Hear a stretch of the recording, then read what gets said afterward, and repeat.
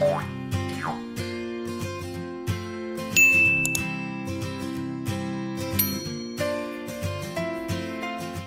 semuanya, kembali lagi ke channel Bimbel Chief bersama Miss Lexa yang akan membahas mengenai materi matematika. Pada video kali ini, kita akan membahas mengenai dalil-dalil turunan. Nah, apakah itu dalil turunan? Dalil turunan atau sifat dari turunan adalah rumus-rumus yang dapat kita gunakan untuk menentukan turunan dari sebuah fungsi berbentuk pecahan, berbentuk perkalian, atau berbentuk fungsi komposisi, atau berbentuk perpangkatan. Dalil pertama yang akan kita bahas pada video ini yaitu mengenai dalil fungsi komposisi. Misalnya, kita memiliki sebuah fungsi hx berbentuk fx pangkat n. Maka, turunan dari fungsi h atau h aksen x sama dengan n dikali fx berpangkat n dikurangi 1 dikali turunan dari fungsi fx atau f aksen x. Misalnya kita lihat ke contoh berikut. Di sini kita memiliki fungsi y sama dengan 3x kurang 5 pangkat 5. Pertama, perlu kita ketahui bahwa 3x dikurangi 5 merupakan fx dan 5 merupakan n. Kemudian, untuk menggunakan dalil di atas, pertama-tama, teman-teman dapat menentukan turunan dari fx atau f aksen x, yaitu turunan dari 3x dikurangi 5 adalah 3. Untuk lebih memahami cara menurunkan sebuah fungsi biasa, teman-teman dapat menonton video sebelumnya ya. Sehingga, setelah mendapatkan turunan dari fungsi fx, maka y aksen atau turunan dari fungsi y sama dengan n, yaitu 5, dikali fx kita tuliskan kembali, berpangkat n dikurangi 1 yaitu 5 dikurangi 1, dikali f aksennya yaitu 3. Maka kita dapatkan 5 dikali 3 yaitu 15 dikali 3x dikurangi 5 pangkat 4. Inilah turunan dari fungsi y. Misalnya kita lihat lagi ke contoh berikut. Di sini, kita memiliki fungsi y sama dengan x pangkat 2 dikurangi 3x ditambah 1 pangkat 7. Nah, pertama, seperti sebelumnya kita ketahui bahwa fx adalah x pangkat 2 dikurangi 3x ditambah 1. Kemudian n adalah 7. Nah, pertama kita tentukan terlebih dahulu turunan dari fx yaitu f aksen x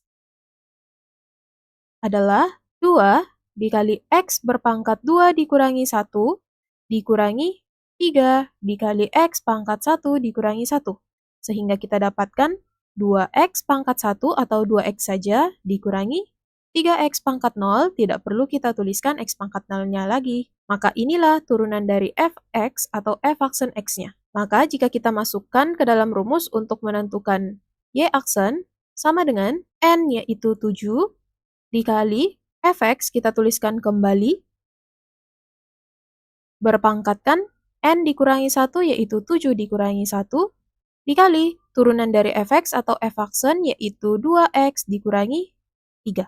Maka 7 dapat kita kalikan terlebih dahulu dengan 2x dikurangi 3, maka akan kita dapatkan 14x dikurangi 21 dikali x pangkat 2 dikurangi 3x ditambah 1 berpangkat 6. Maka inilah bentuk akhir dari turunan fungsi y. Kemudian, jika kita lihat ke contoh lainnya, di sini kita memiliki fx sama dengan akar 2 dikurangi 7x pangkat 2. Nah, sebelum diturunkan, sebaiknya akar pada soal ini kita ubah menjadi pangkat, sehingga jika akar 2 dikurangi 7x pangkat 2 dapat kita tuliskan menjadi 2 dikurangi 7x pangkat 2 pangkat 1/2. Kemudian dapat kita ketahui bahwa 2 dikurangi 7x pangkat 2, jika seperti contoh sebelumnya kita misalkan sebagai fx, tetapi di sini karena fungsi dari soalnya merupakan fx, dapat teman-teman misalkan sebagai fungsi lain, misalnya gx. Jadi, fx atau gx hanyalah pemisalan, jadi tidak apa-apa jika teman-teman menggantinya menggunakan pemisalan yang lain ya. Lalu, 1/2 merupakan nilai n. Kemudian, kita tentukan terlebih dahulu turunan dari gx, maka Turunan dari Gx adalah 2 jika kita turunkan akan menjadi 0, dikurangi 7 dikali 2 dikali X pangkat 2 kurang 1. Maka akan kita dapatkan negatif 14X. Nah, inilah G aksen X atau turunan dari Gx.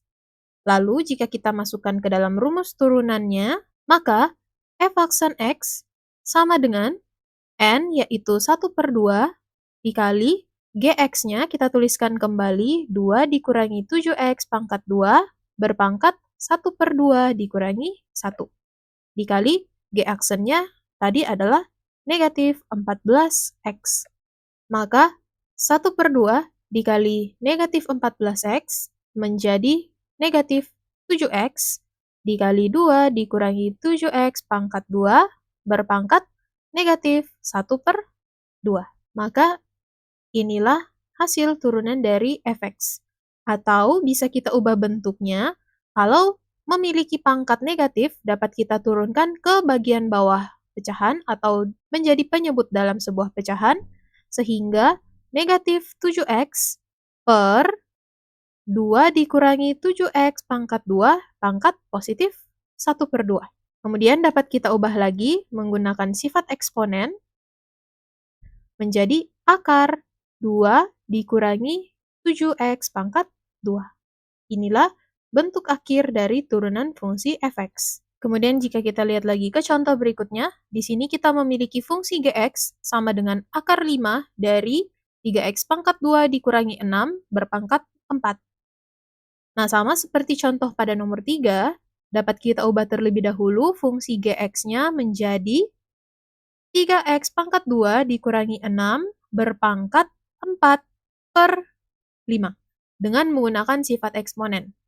Sifat ini juga sudah ada kita bahas pada video sebelumnya. Jadi teman-teman dapat menonton video sebelumnya supaya lebih memahami penggunaan sifat eksponennya ya. Lalu 3x pangkat 2 dikurangi 6 yaitu fx-nya. Kemudian 4/5 merupakan nilai n-nya. Kemudian jika kita tentukan terlebih dahulu turunan dari f aksen x, yaitu 3 dikali 2 dikali x pangkat 2 dikurangi 1, dikurangi turunan dari 6 yaitu 0. Maka kita dapatkan 6x pangkat 1 atau 6x. Inilah turunan dari fx atau f aksen x. Maka jika kita turunkan g aksen x sama dengan n yaitu 4/5 dikali fx-nya yaitu 3x pangkat 2 dikurangi 6 berpangkat 4/5 dikurangi 1 dikali f aksen x yaitu 6x. Maka jika kita kalikan 4/5 dikali 6x, kita dapatkan 24x/5 dikali 3x pangkat 2 dikurangi 6 berpangkat negatif 1/5.